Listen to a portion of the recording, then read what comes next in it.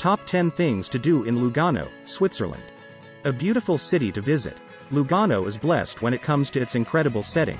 It lies on the shores of Lake Lugano, with Monty Brie and Monty San Salvatore looking over it. Located just south of the Alps in Switzerland, the mountainous region in which it is set is awe-inspiring to behold, and the views on offer are stupendous.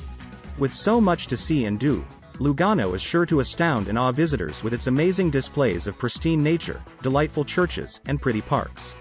10. Museo Hermann Hesse.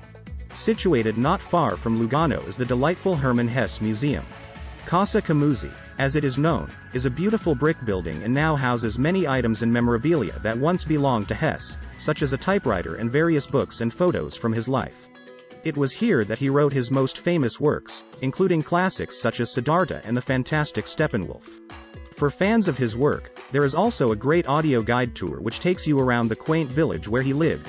It was here that he became a Nobel Prize winner in 1946. 9. Villa Fogazaro Roy. Actually located in Italy, the beautiful Villa Fogazaro Roy lies along the shore of Lake Lugano, just a short trip away from the city. A peaceful and pretty place full of flowers, plants, and greenery, it is here that Antonio Fogazaro, the Italian novelist, spent much of his life. From the descriptions that arise in his writing, you can see that he at times took inspiration from the villa. 8. Gandria. Hugging the lakeside, this charming little town lies on the lower slopes of Monty Brie. It was incorporated into Lugano in 2004 and looks untouched by time, such as its picturesque appearance. Wandering the small streets and steep stairways of the town is to step back in time. It is astonishing to think that this quaint place was once a hub for smugglers crossing between Italy and Switzerland. Tucked away amongst the narrow streets is a wonderful little church and a number of small cafes and restaurants. 7. Drail D San Lorenzo. Beautiful to look at, the facade of Drail D San Lorenzo is made out of dazzlingly white limestone and marble and was erected in 1517. With delightful motifs and ornamentation above the three portals, and marble busts and rose carvings also on show, visits can hardly fail to be impressed with the cathedral. From above, there is a lovely terrace which offers fantastic views of the old town, so delightfully framed by the mountains and lake.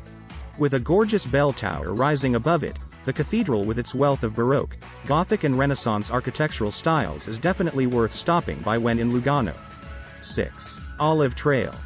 Starting off in the little town of Gandria, the Olive Trail, Sentiero di Gandria, meanders through ancient groves that hug the sun-bathed mountainside of Monty Brie. The hike is delightful and offers captivating views of the lake below.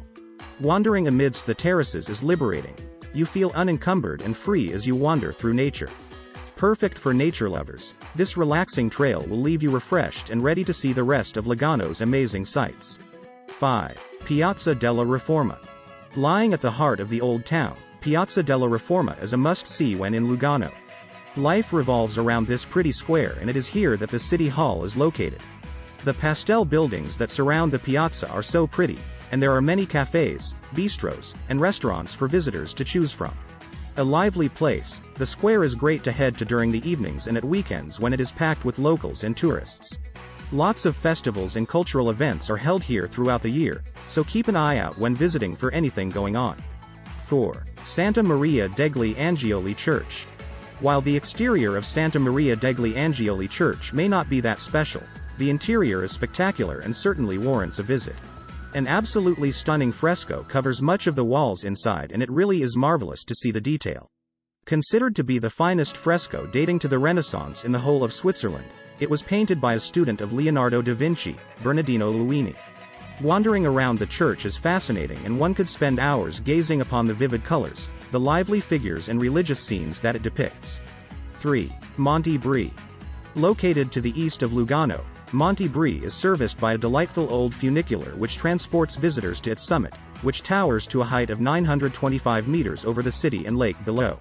The vistas are stunning and the mountain is reputed to be the sunniest in the country.